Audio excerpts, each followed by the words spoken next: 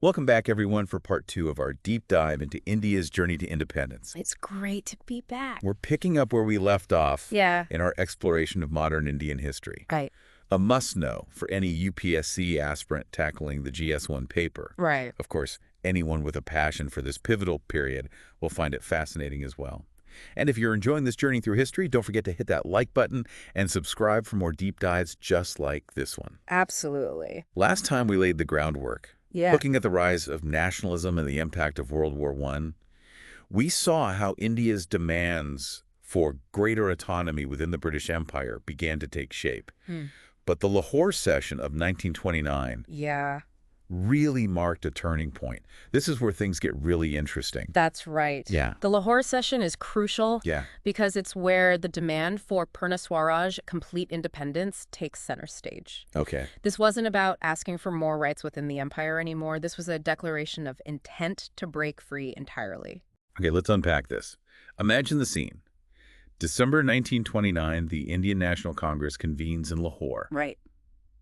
Jawaharlal Nehru, a prominent leader in the movement, hoists the tricolor flag on the banks of the Ravi River. What does this visual tell us about the mood at the time? Well, what's fascinating here is how this act captured the aspirations of an entire nation yearning for self-rule. Right. The tricolor, a symbol of India's future, wasn't just a piece of cloth.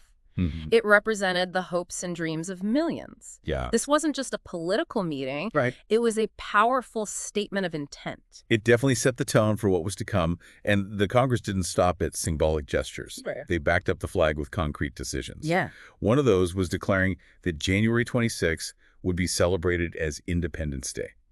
That's a bold move that would have lasting implications. Right. It's incredible how decades later, when India finally achieved independence, they chose January 26th as the date for their republic to come into effect. The echoes of that declaration in Lahore are unmistakable. It's almost as if they were planting a seed back then, Yeah. a seed that would blossom into a free India years later. Yeah. But their defiance didn't stop there. No. They also decided to boycott the Round Table Conference, a British attempt to discuss constitutional reforms.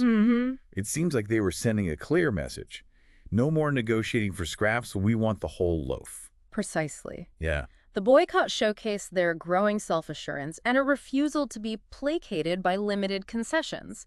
This wasn't the Congress of old politely asking for a seat at the table. Right. They were demanding the table itself. So we have this bold declaration, Yeah. the powerful imagery of the flag, and a clear message of defiance. But the Congress also needed a plan of action. Right. Absolutely. And that's where their plan for civil disobedience comes in. Okay. They urged people to refuse to pay taxes, hitting the British where it hurt, their coffers. They also called for elected officials to resign from their positions in protest, disrupting the colonial administration.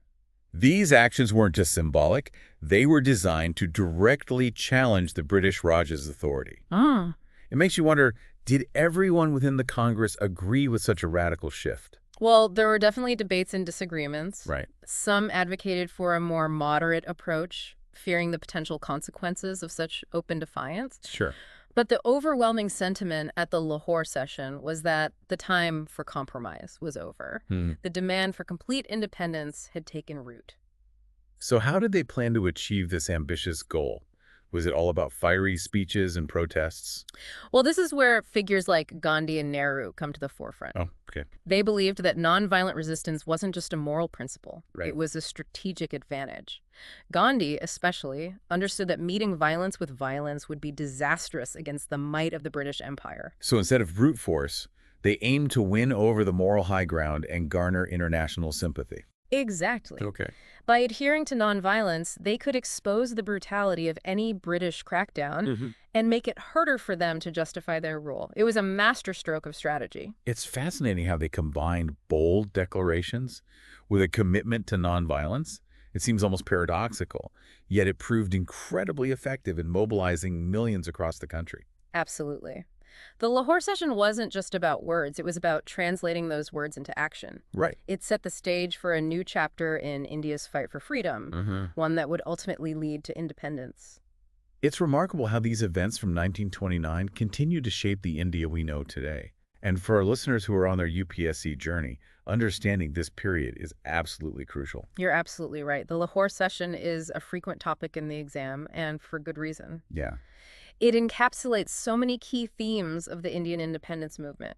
The rise of nationalism, the shift towards complete independence, the role of key leaders, and the power of nonviolent resistance. All right, listeners, we're going to take a quick pause here to let all this information sink in, but don't go anywhere. When we come back, we'll analyze some actual UPSC questions about the Lahore Session and give you some expert tips on how to approach them. Stay tuned.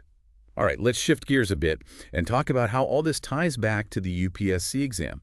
Now, you might be wondering why the Lahore Session keeps popping up in those GS1 papers. Well, there's a reason it's a hot topic for examiners. That's because it's not just about memorizing dates and names. The Lahore Session represents a turning point in India's struggle for freedom, and the UPSC wants to see if you can analyze its significance, understand its nuances, and connect it to the broader historical context. So it's not enough to simply know that the Congress declared Purna Swaraj. Right. We need to understand the why, the how, and the what next. Exactly. It's about demonstrating a deeper level of understanding. So let's look at a previous year's question to illustrate this point. One question asks, analyze the factors that led the Indian National Congress to shift its demand from dominion status to complete independence in 1929. That's a great example. It's not simply asking for a definition of Purna Swaraj. It wants you to analyze the historical forces at play. Precisely. To answer this question, effectively, a UPSC aspirant would need to unpack a range of factors. Right. They could discuss the growing disillusionment with British rule after the First World War, the rise of a new generation of nationalist leaders like Nehru and Bose, and the impact of global events like the Great Depression. So we're connecting the dots, building a narrative that explains this momentous shift. It's about understanding the cause and effect, the motivations, and the long-term consequences. Absolutely. And here's where those fascinating snippets and anecdotes from the session can come in handy. Okay. For example, imagine a question that asks, discuss the symbolic significance of hoisting the tricolor flag at the Lahore Session. Okay, so it's not just about knowing that Nehru hoisted the flag. Right. We need to delve deeper into its meaning and impact. Right. A student who simply memorized the event might struggle. Yep. But one who remembers the visual impact of that flag against the backdrop of the Ravi River, the emotions it evoked in the people present, and its connection to the call for Purna Swaraj will be able to craft a much richer answer. It's like painting a picture with words, bringing the historical moment to life for the examiner. Exactly. And another question might ask you to analyze the role of key figures like Gandhi and Nehru. It's about going beyond their names and understanding their ideologies, strategies, and influence on the events at Lahore. So for Gandhi, we could discuss his unwavering commitment to nonviolent resistance and how he saw it as both a moral imperative and a strategic tool against the British. And for Nehru, you could highlight his socialist leanings, his emphasis on economic self-reliance, and his ability to connect with the younger generation. Right. Remember, it's about showcasing a nuanced understanding of these figures and their contributions to the movement. And that applies to understanding the Congress's strategy of civil disobedience. A question might ask, evaluate the effectiveness of the Congress's call for non-payment of taxes as a tool of resistance. To tackle this, a student would need to assess the impact of this strategy. Okay. They could discuss how it disrupted the colonial administration, empowered ordinary Indians, and garnered international attention. Right.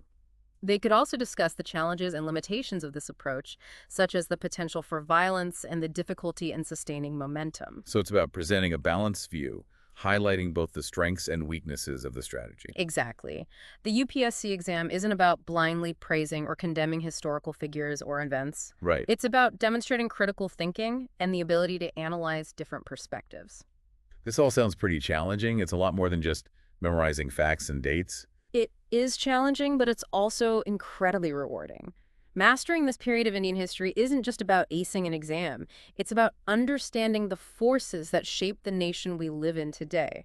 It's about appreciating the sacrifices made by those who came before us and recognizing the enduring legacy of their struggle. And that's something that goes beyond textbooks and exam halls. It's about connecting with history on a personal level. Absolutely. And for those of you who are on this UPSC journey, remember the Lahore Session is more than just a historical event.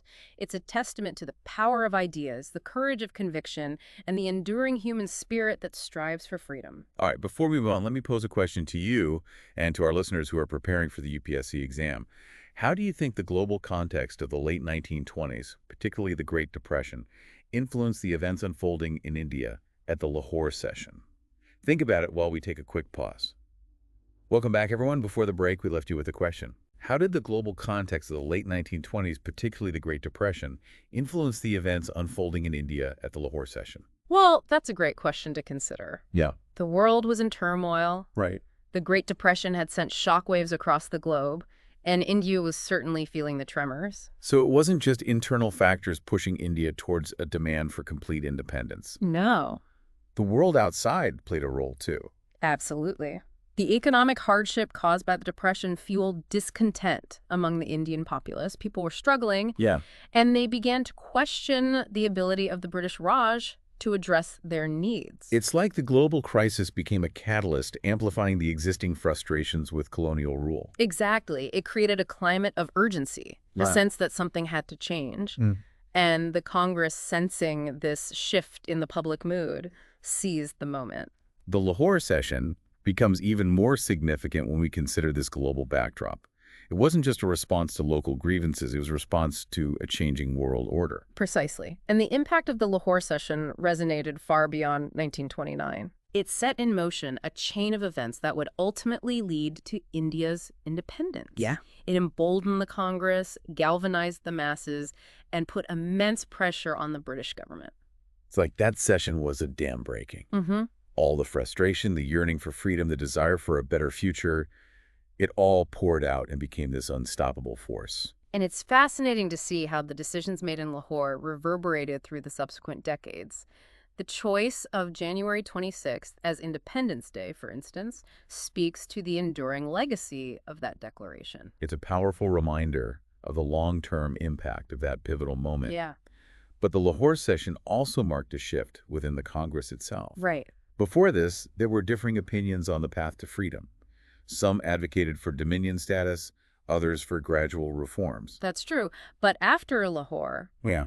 the demand for complete independence for Right. Purna Swaraj became the dominant voice. It was a unifying moment, Right. bringing different factions together under this shared goal. And that unity was crucial for the movement's success in the years that followed. Yes. A divided house wouldn't have stood a chance against the might of the British Empire. And let's not forget the commitment to nonviolent resistance that was solidified at the Lahore Session. Right. This strategy, championed by leaders like Gandhi and Nehru, Yeah. proved to be not only morally compelling, but also strategically effective. It garnered international support and exposed the brutality of the British response, Yeah. ultimately helping to delegitimize colonial rule in the eyes of the world. Absolutely. The Lahore Session, in many ways, wasn't just a turning point for India. It was a turning point for the global anti-colonial movement. It demonstrated the power of peaceful resistance, inspiring similar movements around the world.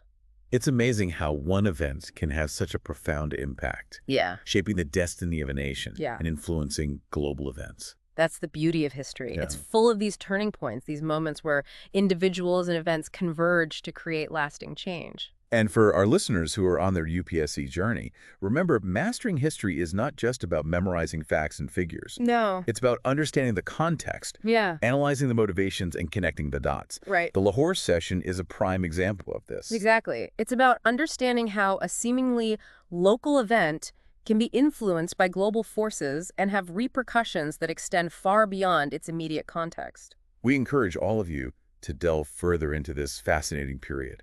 Explore the lives of the key players, read the speeches, and immerse yourself in the narratives of those who lived through those tumultuous times. And as you continue your exploration, we leave you with this final thought. Okay. How did the spirit of the Lahore Session, that unwavering belief in the possibility of a free India, shape the political and social landscape of the nation that emerged in 1947? It's something to ponder as you continue your journey through history. Thank you for joining us on this deep dive into the Lahore Session of 1929. We hope this exploration has shed light on a pivotal moment in India's fight for freedom and its relevance to the UPSC exam. Don't forget to check out the show notes for additional resources and links. Until next time, keep exploring, keep learning, and keep those questions coming. Goodbye, everyone, and happy studying.